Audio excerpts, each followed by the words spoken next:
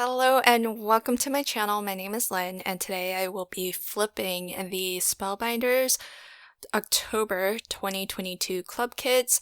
So in my flip videos, I make one flat, one layered, one interactive, and one pop-up card at a minimum. And here's a quick recap of all of the cards that I'll be making in this video. If you're short on time and you can't watch the whole video, this one's going to be kind of long. You can always hover over the timeline and then skip straight to the specific card that you want to check out. So let's get started with the flat card that I'll be making. I cut down a panel of watercolor card to USA 2 size, so that's 4 1/4 by 5 1/2. And I am stamping on both corners, opposite corners, this really lovely large floral spray from the Clear Stamp and Die of the Month. And I started to color in with my watercolor pencil, but I had remembered another YouTuber suggest as a tip that whenever you sharpen your watercolor pencils to save those pencil shavings, because it's all water soluble, beautiful pigment. And so you can do various techniques with it, including what I'm doing here, just dissolving it in some water and painting with it. So at the end of the day, actually, I didn't even pull out my pencil again, even after I had sharpened it. The pencil shavings that you see here were more than enough, actually, for me to finish coloring these two images in. I did start off by stamping with the Graphic 485 Natural Linen Hybrid ink because I had the thought in mind to do some no-line coloring, but last minute I decided instead to try for a more monochromatic look and sort of almost do a more sepia tone painting. And so I'm not actually going to color every bit of this image. There are some parts, namely the sort of the largest flower petals of the poinsettias. I don't color at all even, and there are other parts that I leave just plain watercolor card. And the nice thing about watercolor in general is that you can dilute it as much or as little as you want, and you'll see me paint the same areas over and over and over again. And that is so that I can just slowly build up color. And what's lovely about the Faber-Castell, these are the Albrecht Dürer watercolor pencils. It's very water soluble. So you don't, if you were to use your pencil, for example, to color in a little bit and then pull out with a water brush, you would not see any harsh lines. But if you let it dry completely, let it set, it does become rather permanent. And so that's what I did do. That's when you saw me kind of bring out the water jar, that was basically the next day. So I cleaned off my mat, let everything dry. That way, as I continued to build up layers, whatever layers had been painted underneath had some time to really set. That way, as I continue to add layers, it doesn't continue to lift what was previously painted. And so that's one of the nice things about there are other pencils that share this property, but one of the nice things about the Albrecht Dürer pencils is that you do have some time where you can still lift the paint, but after sufficient dry time, it does become rather permanent. And so you can do this glazing of, adding multiple layers of paint over top. And the reason why I'm using two brushes is one brush I am keeping really pigmented so that I can pick up a really dark color. And then the other brush I'm keeping a little bit more diluted so that I can pull that color out and still keep that nice soft edge that I like about a watercolor effect. And this way I have a little bit better control over how light or how dark I'm painting. I found it the previous session that I was painting, it was kind of hard to manage, light versus dark. But I wanted to make sure that even though I was using one color for this entire painting, I managed to get a lot of different shades because of just diluting how much water I added versus how much pigment I was picking up from the pencil shavings. And you saw there, I didn't even use all of the pencil shavings. So really a little bit goes a very, very long ways because these pencils are so pigmented. They carry so much color. It's really fabulous. And I stamped my sentiment straight in the center. I did have to stamp a couple times because this is watercolor paper with some texture.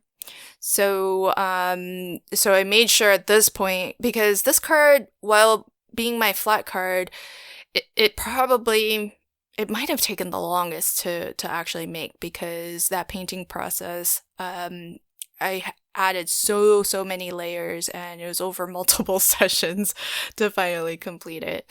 But I loved how it turned out. Might actually be my favorite too. So onto my layered cards, and I'll actually have 3 to show. This first one uses the APG die of the month, and the die set is perfectly designed to create really fun, sort of an envelope box card.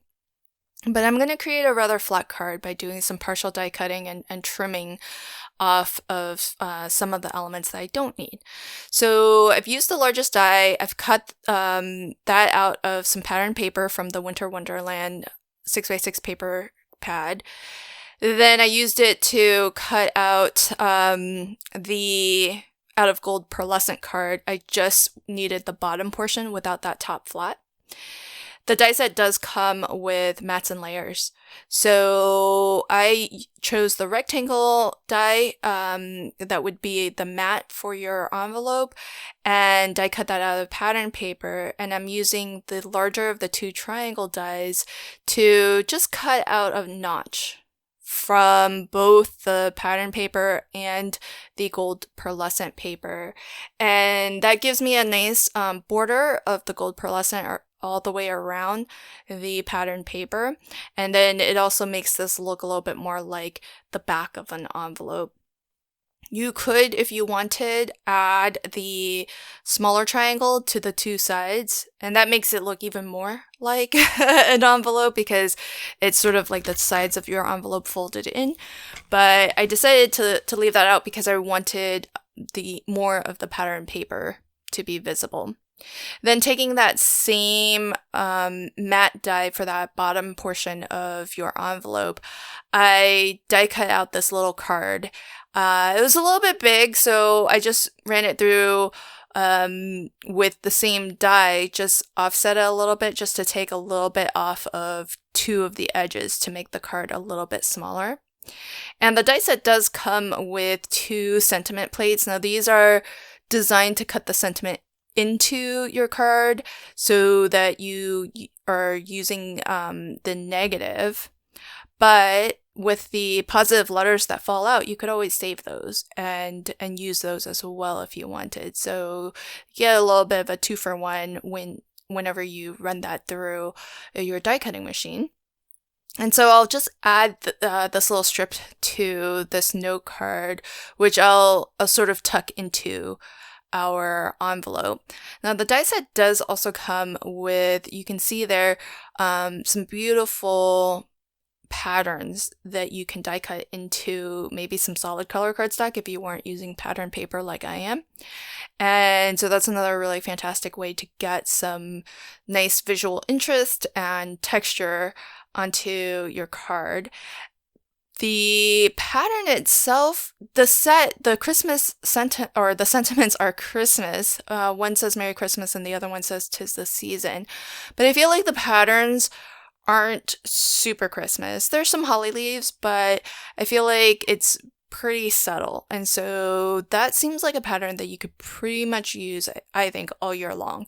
So I love that the main die set, the envelope, is pretty versatile and it can be used for multiple occasions. And I just took a moment to do a little bit of fussy cutting because I wanted one of these birds holding a package on my little note card here. And I think before I send the card off, I will just handwrite maybe a little note.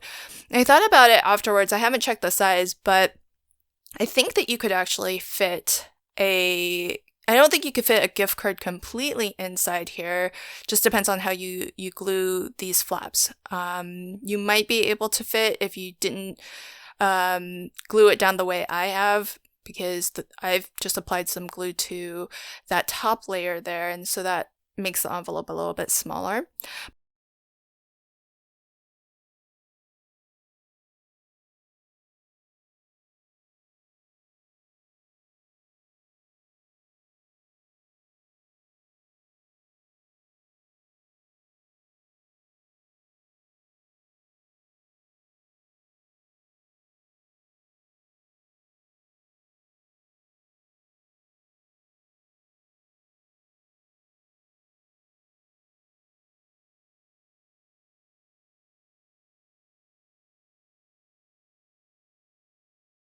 Paper really, really well.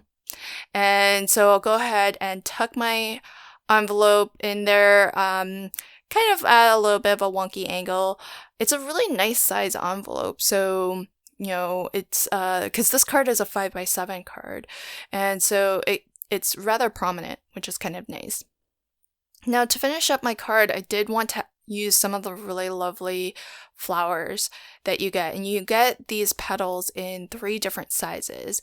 I've die cut them out of some vellum, and I'm using my ball stylus less to shape these petals, but more to draw in the vein detail on these petals. So you can see when you press into the vellum, it actually makes a white mark, and that's a similar effect. You could achieve a similar effect by embossing vellum, for example. So it's just breaking that vellum fibers results in that white coming through.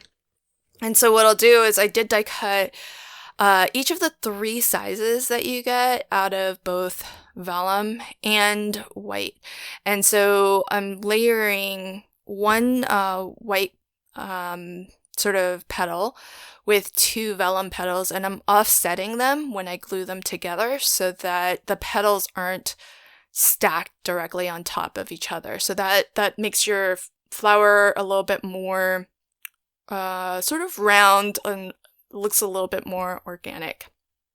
And so I'll group the largest flower and the smallest together at the bottom there, and then the medium-sized flower I've put by itself on the top, and I did die cut out of just some gold foil card the leaves, which you also get in 2 different sizes.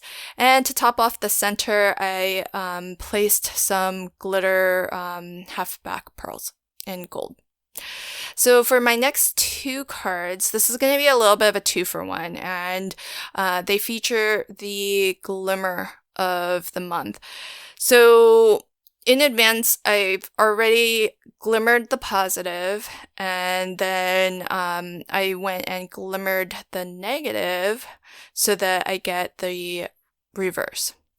And where I taped over just to keep everything tacked down, it did result in, you can kind of see that white outline. That's from that the masking tape that I used.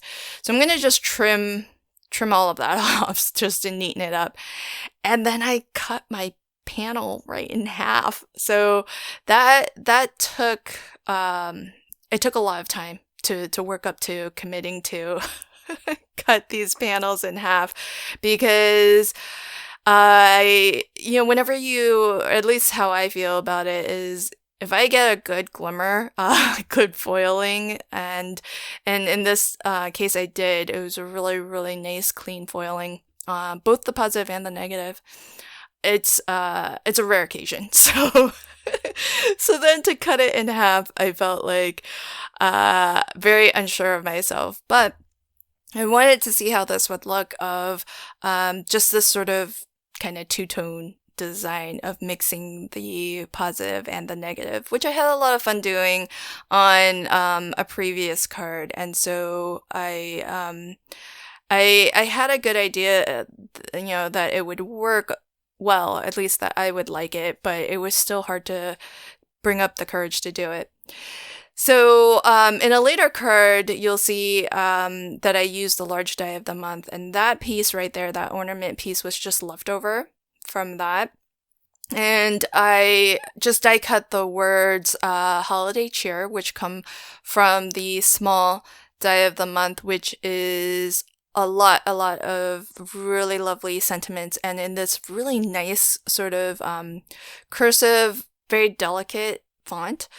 But even though it's a very thin font, you do get the shadow layer. So that definitely helps with sort of setting it apart from the background so that it's a little bit more legible. And so just, going with the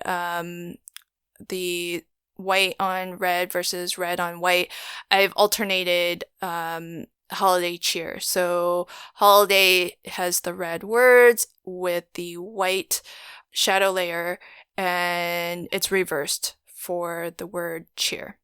And then I'll place them on sort of their opposite sides, just to make it a little bit, hopefully a little bit more legible. And because the glimmered panels were cut in half, then I can actually use the other two halves for a second card. So that's why this is a little bit of a 2-for-1, which is great because just for little to no effort, you automatically get 2 cards. And the last thing that I will do to top these off is just a little bit of, this is a dream drop. And it's actually, I think it's Rudolph, and actually I have it here, so let me double check. So this is Rudolph's nose, and it's really lovely. The dream drops have a little bit of that iridescent, and so I thought that would go really well with the foiling. Okay, so then next is my interactive card, and this is where I got that white ornament piece, which you'll see later in my last card, so nothing goes to waste. I've cut out this aperture, and then I embossed that panel after I die cut it using the embossing folder of the month.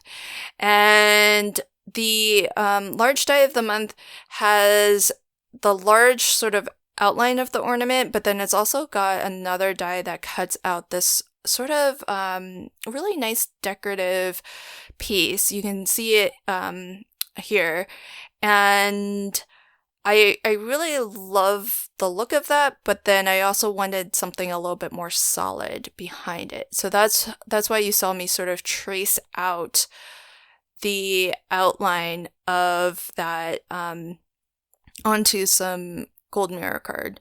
And so I just did a partial die cutting of just the bottom of the ornament using the solid outline die, and then I traced out that top edge just so that I can have a little bit it's a little bit more solid behind there, since I'm placing that detailed layer on top of pattern paper. And the pattern paper, again, is from the Winter Wonderland 6x6 paper pad, and it's one of the sheets that's foiled. So I wanted to really make sure that you can kind of really appreciate that lacy design. But I didn't want to add another color. I just wanted to stick with gold and then that soft pink that's part of the pattern paper. And as you might have already guessed, this is going to be a shaker card.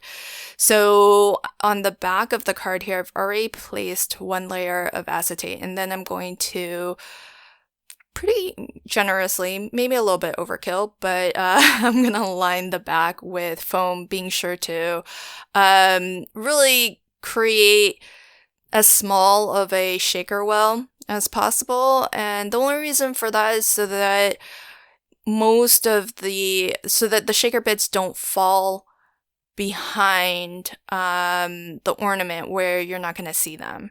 So this way you don't have to fill, quite as much of your shaker well with whatever shaker bits you're using. I'm going to be using gold sequins. And then you can be, assured that it's, whatever you put in there, most of it's going to be visible. And I did temporarily place that solid, that bottom portion of the ornament so I knew that I could put foam there. Since you're not going to see it, the solid piece here will cover up that foam. And again, that's more so that the shaker bits just don't fall down in there, and then maybe half of the bits get hidden. So I'm using this little trick of putting glue on my hand and dabbing the really intricate kind of lacy design just to pick up a little bit of glue. It's a little too delicate, I think, to use my dotty tape runner. So whenever that's the case, I just use that trick of some liquid glue on my hand. And I really didn't need to use as large of a piece of pattern paper. I really could have conserved on my pattern paper here. But I had already trimmed this down, so I figured I may as well just use it. And I'm going to, since I die cut the aperture at a bit of a wonky angle, which I didn't anticipate doing until I did it. Then I had to rotate my pattern paper so that it makes sense to go along with the way that the card is oriented. And that closes off the back of my shaker. So now this is just its own little unit, and I can just place it onto my card. And the last thing that this will need is a sentiment. And so again, going to the small die of the month, I'm going to pick out a couple of sentiments from here and then add that to my card. Now is probably a good time to mention that I am coming up on my 2,500 subscriber milestone here on YouTube. And when I hit that milestone, I'll be doing a little bit of a giveaway. I'll post a separate video for that, but I just want to thank you for watching this video. And if you watch a lot of my flip videos, I definitely appreciate that. And so this video will be a hidden giveaway opportunity. So it'll be an extra entry into my 2,500 subscriber giveaway. Whenever that happens, it's going to happen at a future date coming up here. And I just want to give folks who watch my videos just because, and not explicitly because there's, the word giveaway in the title. And it's just my thank you to you for watching, for supporting my channel. And, even if you don't subscribe, just by watching, you are letting YouTube know that you enjoy my content, and that's a clue to them that maybe they should show it to more people. So thank you. So if you are interested in an extra entry into my 2,500 subscriber giveaway, please leave me a comment on this video. I do want this to be a hidden giveaway opportunity because it's just to thank you. So I don't want people to read these comments and realize that there's a giveaway opportunity here. So if you could leave me in the comments below, just let me know if you're a subscriber to the Spellbinders Club Kids and how long you've been subscribing, if you are. And if you're not, it's okay to say that too. Instead, if you want to just let me know what your favorite card is, then that would count as well. Please don't mention that this is a hidden giveaway opportunity because, as I mentioned, it's really to thank you for watching this far into my video, and it's my way of thanking you, and because without your support, I would not have reached where I'm at today.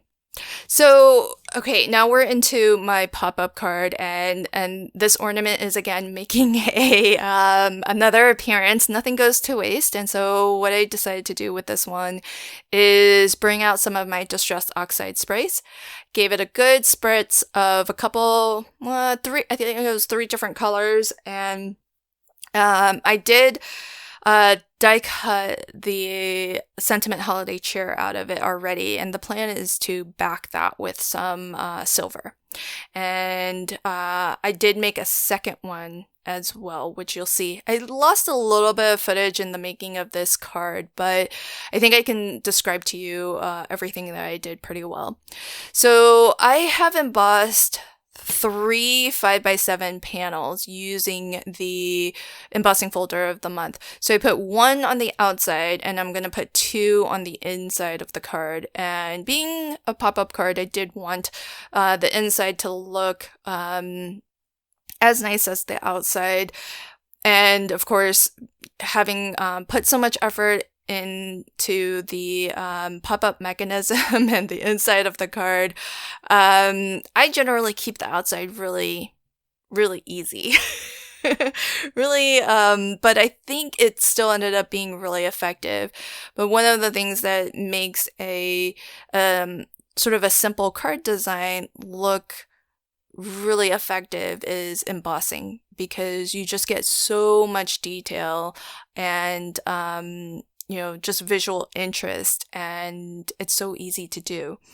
So I have all of my panels here, and I'm going to create a little bit of it's not quite a spinner, but the ornament will hang. And so this piece here has been cut to 10 inches wide, and you want to score it at 2.5, 5, 7.5. So basically score it into quarters. And you want to do this sort of zigzag fold or accordion fold, where you alternate valley fold, mountain fold, valley fold. And so this is going to help us create sort of something that our ornament can hang from. The height of this isn't super important. I actually think this was a piece of scrap that I was using. I think mine happens to be 1.5 inches high, but it's whatever you'd like, just depending on whatever aesthetic you'd like to see and how you want to balance things. This is a 5x7 card, and here you can see the other side or half of my ornament. And I cut that out of some iridescent mirror card from Tonic Studios, and I used that same sort of lacy design, but I doubled up. So I put 1 on the bottom and 1 on the top out of silver foil, and then I added the sentiment from the small die of the month as well. Now, this ornament is a really nice size. It's pretty large, and I can't hang it directly from the light blue cardstock, because in doing that, part of your ornament's going to sit and be visible outside your card, which I don't want. And so I have to create sort of this secondary little pop-up stand. And that's what the small piece that I was dry fitting is. And the first piece that I cut, I didn't like the sizing or spacing of it. So this is what I ended up with. It's 4 inches long. The height of it just needs to be shorter or the same as whatever the light blue layer or your equivalent on your card will be. And then I scored it at every inch. So 1, 2, 3 inches. Then my ornament, and here's the footage that I lost. I did make 2 halves of the ornament, and then when I glued those together, I actually put a a bit of invisible thread sandwiched in between. And the invisible thread, I never mentioned this until a viewer asked me on a previous video. My invisible thread is from Gutermann. I might be pronouncing that wrong. They make beautiful threads just in general for sewing, and I love their invisible thread. It's really, really nice. And so what I'm doing is the smaller pop-up stand here, I put glue on the two ends. So the just two of those 1-inch sections, leaving the other two without glue. And I did use some nice strong red line tape to secure my thread, but then I just put some invisible tape over that as well. And if you don't like the pink of the liner of your red line tape showing, you can just peel that off, because I ended up doing this before I took photos of this card. You can peel off that red liner and then just put some invisible tape or scotch tape right over that. You don't want to leave it sticky, because when you close your card down, they'll stick to each other and you won't be able to open up your card properly. So that's an option as well. And I took one of the sentiment stamps from the Clear Stampin' Die of the Month, stamped it out onto some of this, the same color blue cardstock as what I have on the inside. And I used this die, which is actually meant to be the sides of the spinner for how you're supposed to construct the large die of the month. And I thought it would be a really cute little banner, or a little label plate. And then as I was thinking about how to decorate the front of my card, the thought occurred to me to use some more thread, some silver, because I have some silver on the ornaments on the inside. So I want to kind of bring hints of what you're going to see on the inside of the card. I want to mimic some of that on the outside. But I do like to keep the front of the card simple for the first reason that I mentioned, just the pure effort and time it takes to make the inside of the card. I often just don't have creative juices to come up with something equally, complex on the outside. But also, I do feel like in keeping the front of the card nice and simple, it really concentrates that wow factor on the inside of the card when you do open it. So I have doubled up on this silver. It's not quite a twine, but it's thicker than thread. I'm not really too sure what to call it. But it ties really nicely. It kind of holds the shape really well. And so I've just doubled up on that thread and tied a bow. And then that's when it occurred to me that I could use this as almost a little tag. And so I punched a 1/8 inch hole onto one end of this, and then I set that aside because I actually want to string this thread through that hole.